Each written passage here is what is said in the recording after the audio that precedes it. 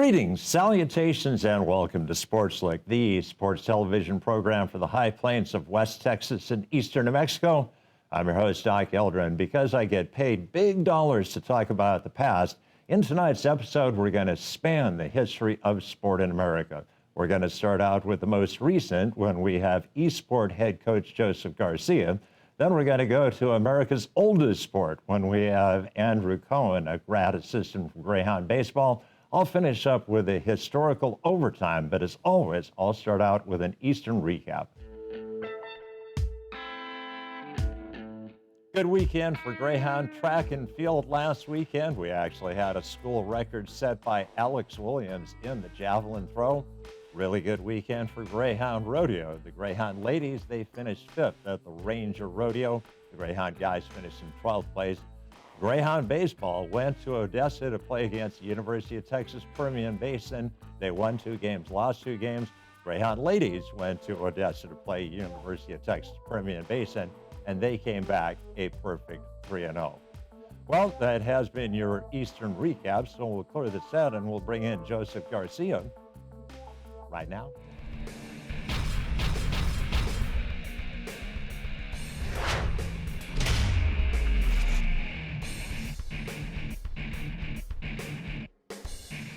Welcome back to Sportslook, and we bring to the set of Sportslook a graduate assistant from Greyhound Baseball, Andrew Cohen. And Coach, welcome to Sportslook. How you doing? Thank you for having me. Well, the first question we always ask a new guest, where are you from and what was the process that got you to Eastern? So I'm from Monroe Township, New Jersey. I live in central Jersey. It's located right by Rutgers University, so smack dab right in the middle. I went to school for 4 years, went to junior college for 2 years. I played in Gloucester County College. I went down to St. Leo University in Tampa. Following that, I went to Rowan University in New Jersey. After that, I ended up getting picked up. I played some independent ball, 4 different teams, bounced around, went to Detroit, Chicago, San Francisco, Canada, and Puerto Rico. Then COVID happened, and I kind of found myself in a position where I didn't know if I wanted to continue to play. Physically, I wasn't really there. I had some stuff to finish up on the undergrad side of school, so I did that. And then I kind of found myself, I fell into a position at a school called University of the Sciences in Philadelphia. And they offered me an assistant coaching position. And I kind of took the job knowing that the job wouldn't be there next year. The school was purchased by another university called St. Joe's. So I kind of did it for a year of experience, and I wanted to see where it would take me. So after the year, I sent out some resumes and couldn't really find many full-time opportunities in my area. So I kind of had to have a conversation with myself and figure out what it was that I want to do going forward. And I kind of I got offered a couple graduate assistant positions, and going back to school wasn't exactly something that I wanted to do, but I kind of felt like it was in my best interest to continue my coaching career in the long run. So that's kind of how I ended up here. Coach Price gave me a phone call one day over the summer, and we talked for a while. I really liked a lot of things he had to say, a lot of the values that he had as a coach and as a man, and they kind of aligned to where I was at that point in time. That's kind of what led to my decision to coming down here. So what position did you play? I was a pitcher, yeah. So most of college, I was a starting pitcher, and once I got picked up afterwards, I got moved to the bullpen. I was a closer guy. Were you overpower the batters with heat, or were you throw to contact? I was a throw to contact guy, but luckily, I had some pretty good movement on a lot of my pitches and good speed differential. So I got a few strikeouts, but I was more so a pitch to contact guy. I hate letting guys get on base for free. I understand completely. Yeah. So who were the big influences on you, helping you to become the baseball player that you became? Oh, my parents, 100%. My parents, ever since I was a kid, they told me I could do whatever I wanted to be. I could be whatever I wanted to be, do whatever I wanted to do. I just gotta have to go believe it. And, they were unconditionally always that support net below me. So every time that, adversity hit as a young kid or growing up through middle school and high school, no matter how bad it might have got at times, they were always there in my corner, backing me up, making sure that I kept a positive mindset going forward and, never gave up. So, they constantly instilled confidence in me growing up. And I think that played a big impact once I got to the collegiate level and then later on into the professional level. For a lot of people that live in this part of the world, they probably hear New Jersey and they think, well, you're obviously either a Yankees fan or a Mets fan, but actually Jersey borders on Philly as well. Mm-hmm. So were you a Phillies fan or were you more? I've got pinstripes on me. There you all go. Yankees, all Yankees. Well, they are a great historical program, and as a history professor, I can definitely relate to that. So, at what point in your life did you decide that coaching might be in your future? I always kind of wanted to be a coach just because I had some really good coaches growing up. And then once I got to college, I had a handful of coaches. I got blessed, and they were able to kind of act like father figures to me in ways that my father wasn't able to do. Because as kids, a lot of times we kind of block our fathers out at times. He could only tell us so much before we start having to find things out the hard way. And my coaches, when I was at junior college and as I got a little bit older.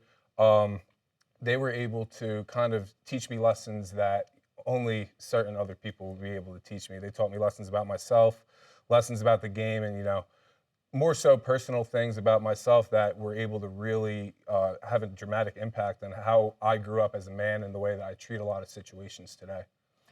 I read your bio because I do prepare for this job. I don't just walk in and start talking to people. And I was really impressed at the school you were at. You helped lower the earned run average appreciably. So what was it? Was it physical or mental or a combination of both? Yeah, so my last year, I got hurt my junior season, and I didn't know if I was going to be able to throw again. I was originally told I had a torn labrum, and yeah, I went to go see doctors after doctors. I got second opinions. It turned out I didn't need surgery, but it was about a 13-month recovery process, and I was at a point where I was down. Confidence wasn't as high as it's been because I'd never really fallen like that before, and I was able to rehab. I got home and I got in front of some really good doctors. They were able to help me out. They did what's called neurokinetic therapy on me, and they were able to work on inhibitions in a lot of the smaller muscles in my arm. Surely, within probably I would say 5 or 6 weeks, I went from not being able to throw a ball 20 times to topping out at 92 miles an hour, and I was like, wow, Wow. this is. It was a big turnaround. It was one of the biggest things for me in my life of overcoming adversity and kind of reinstilling confidence that I had lost. And that last season, I got lucky. I got brought into a group of guys that were a little bit older and a little bit more understanding. And as a mid-year transfer, you don't really understand what you're going to be walking into when you transfer into a new spot just to play. So, those guys opened at Rowan University. They offered nothing but open arms for me. They were loving. They treated me like a brother, like I had been there for 4 years. And, that confidence that they offered to me really, really helped me out on a personal level and allowed me to perform to the level that, I was able to. Well, Coach, there have been, and these guys are going to be a little bit before your time, but I'm old and I'm a history guy. Walter Alston was a great manager for the Dodgers. Sparky Anderson, a great manager for the Cincinnati Reds, and then the Detroit Tigers.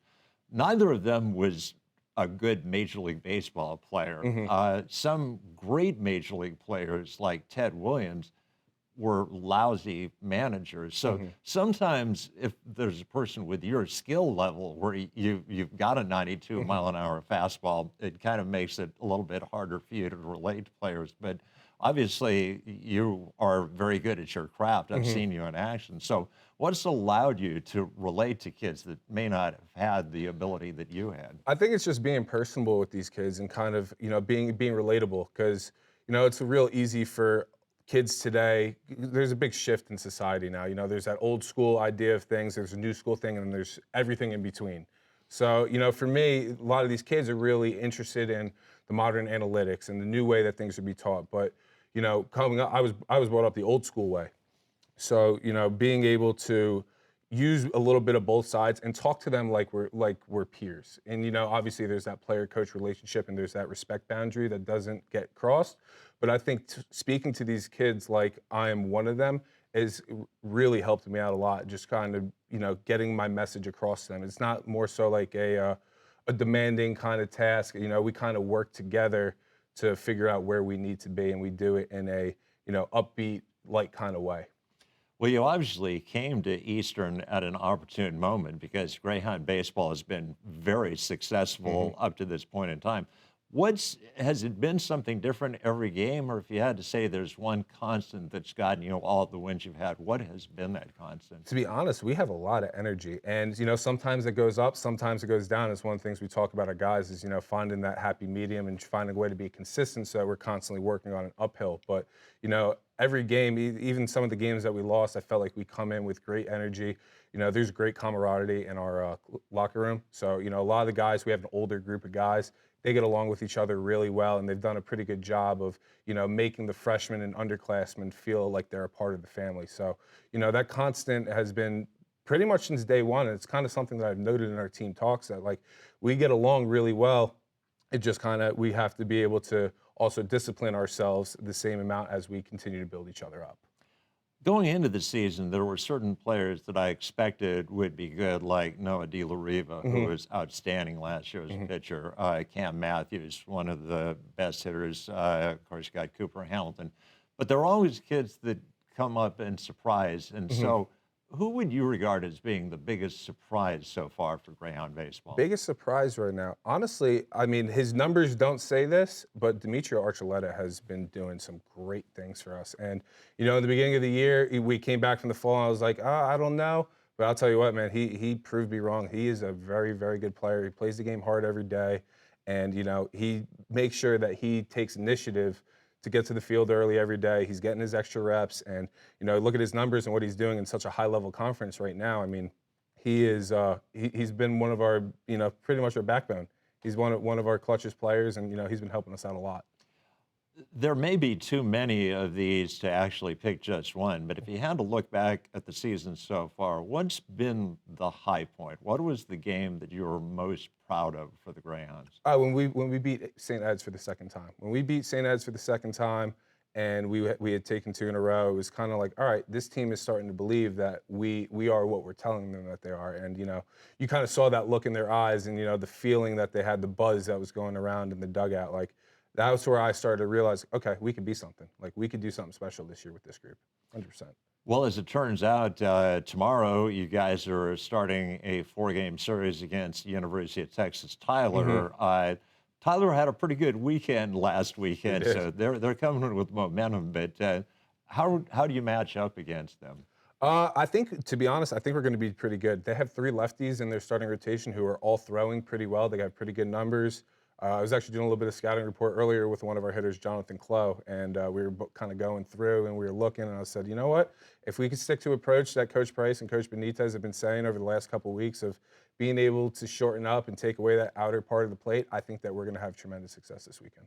Well, Coach, it has been a pleasure. I mean, I'm a huge baseball fan. I was a left-handed pitcher, but my fastball topped out in the 70s, so you don't get much play at that point. But congratulations and best of luck moving forward. Let's hope we see you in the playoffs. Thank you so much. I appreciate your time. Thank you for having me. All right, well, that is going to wrap up our first interview segment. So what we'll do is we'll clear the set and we'll bring in Joseph Garcia, the head coach of esports at Eastern New Mexico University, right now.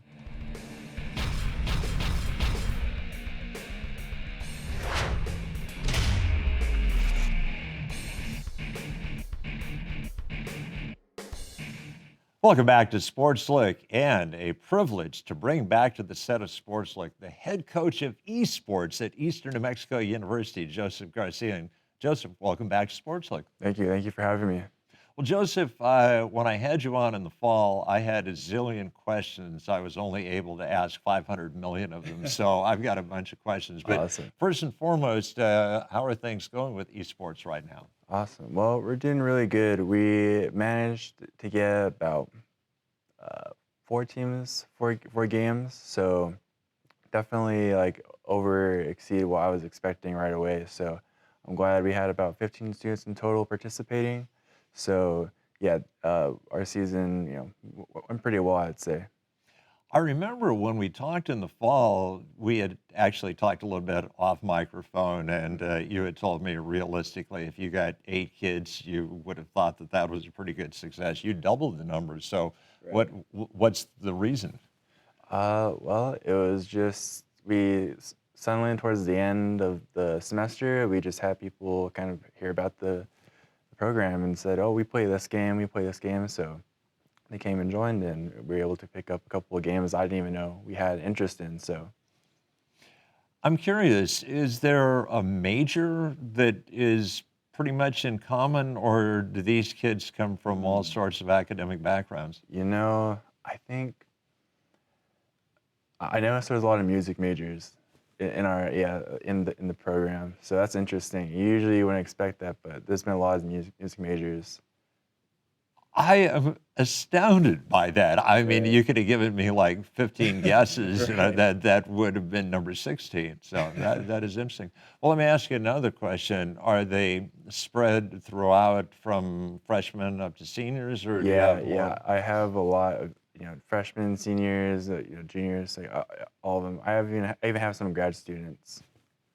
So And in terms of the season, you had told me that theoretically you thought that there was at least one game that would be the game that you'd be competing in, but from what I understand, it's more than that. So how did right. that process work out that you added the additional games? So really, well, one was just we had some students, come in saying that they're interested. A group of students in a title that I didn't know until last minute. But there's also just some crossover between the games. Like for example, like some games are kind of similar. So one student might play on two teams, and that kind of fills it in.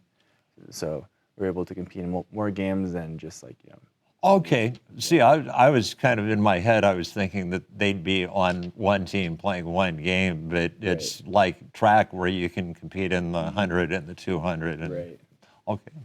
So, what game were you pretty confident that you'd be competing in, and what games were So, added? so I knew for sure that we'd compete in Smash Brothers because we already had them right away. And then I had a feeling we would get Valorant on. I knew right away we picked up about 3 students that wanted it, and then we ended up getting the fill from other students. But the next two, Overwatch and Call of Duty, kind of came last minute. But it was great that we had those filled. So So, if are the games similar or are they radically different? somewhat, the games that are similar are like the shooter games on the PC on the computer where you use the mouse and keyboard. Um, they essentially feel very similar. They play very differently, but core, mechanics of the game kind of transfer over. So if you learn one, it's very similar to the other. You just have to learn the specifics of the game. But So, do you actually have practices? yes, yes. So we would have our game day where we would, we play at 7 or 8, depending on, and then maybe we have some time before then we'd practice, or maybe a different day, like on a Monday, whatever day was free, we'd practice and whatnot. And that was going to lead me nicely into another question. Is like with football, they practice from 2 o'clock until 4 o'clock, Monday through Friday. Other sports, it's more like whenever you can work it into your schedule, we'll Yeah. schedule a workout. So, how does it work for you? So I found that they're mostly kind of free in the evenings. So usually around 7 to 9 is never we get a practice in, but something like that. For people that aren't familiar with the concept of playing a team game, are you all doing the same thing, or does everybody have kind of a different role within the game? So yeah, pretty much everyone has a different role, and their characters you select that have different attributes to them, abilities to them. So each character kind of has like their own specialization. It'd be like a different position you would play on a court, right? Like some are more offensive, some more defensive, supportive, right? So stuff like that. And I would imagine that each game has a certain balance, kind of a risk reward, where you get a certain benefit from being aggressive, but if you're too aggressive, that Right. leads you into danger. Yeah, exactly.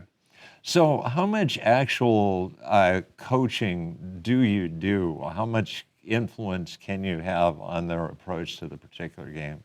So main thing that I can do for them is especially with the PC games and the fighting games, I can help them work on their mechanics, like improving their technical ability, because that's something I really looked into.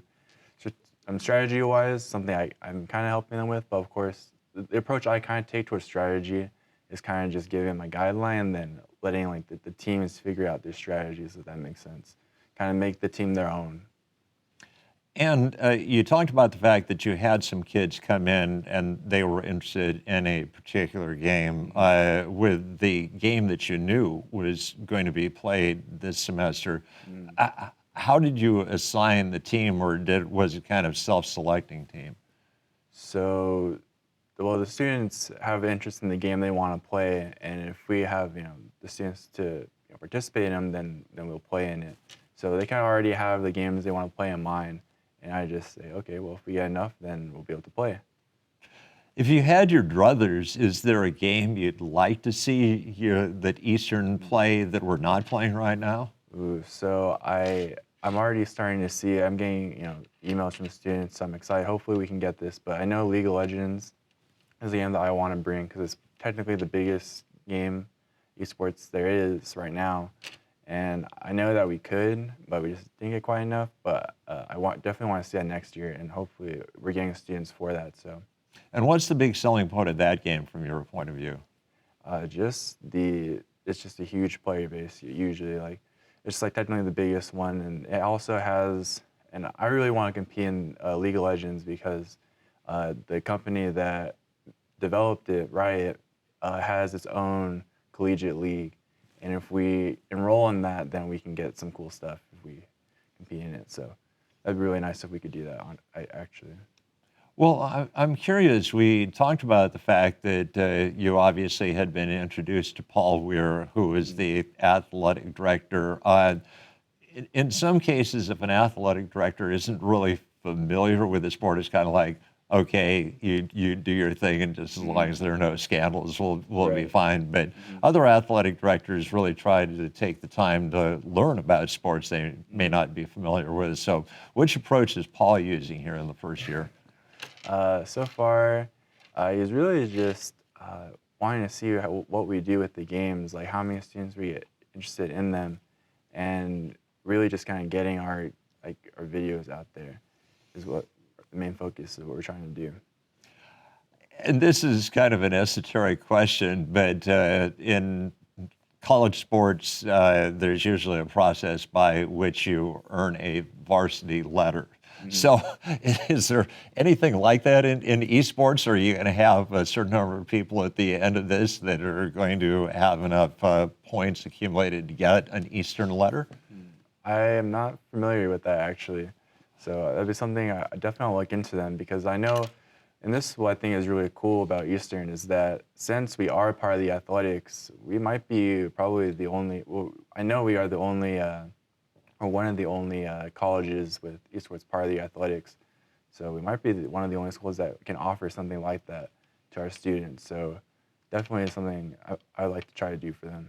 And honestly, if having you on as my guest only did one thing, I hope it has perhaps opened the door, because if you're a sport at Eastern New Mexico University, you're a sport at Eastern New Mexico University. So your kids should be eligible for earning letters, but that's going to put the pressure on you, because then you're going to have to figure out criteria.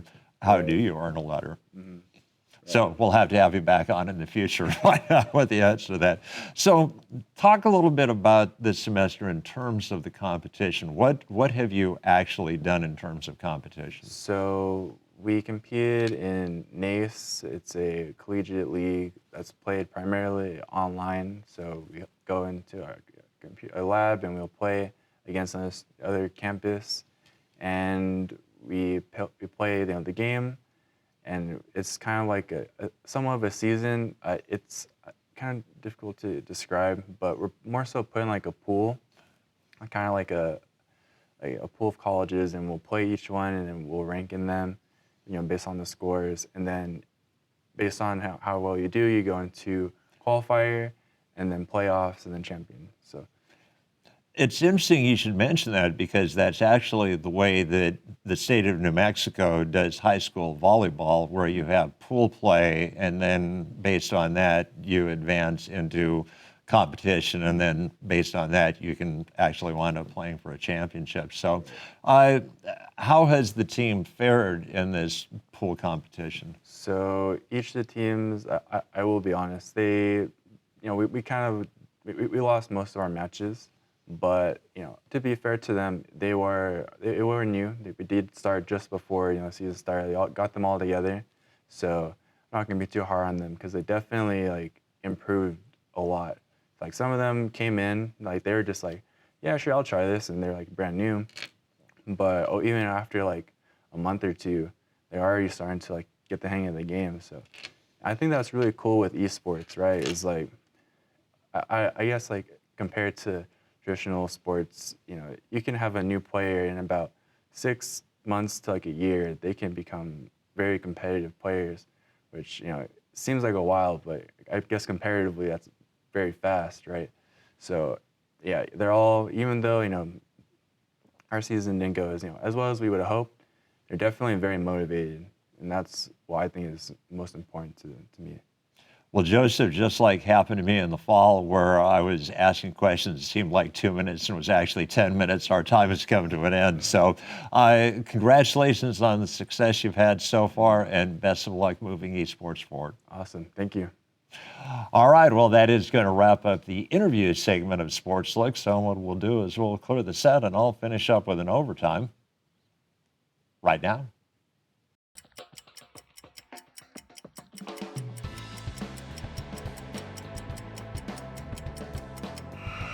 Because Women's History Month ends tomorrow, we're going to have one last overtime tonight that focuses on women's history in relation to sport. I'm sure you're aware that women have competed against guys professionally for a long time. The fabulous high school basketball player from Iowa, Denise Long, was actually drafted by the then San Francisco Warriors in 1970. 1973, Billie Jean King played a famous tennis match against the American professional male Bobby Riggs. And during the 2000s, Annika Sorenstam competed in golf tournaments against guys. But who has the honor and the distinction of being the first female to compete against male professional athletes?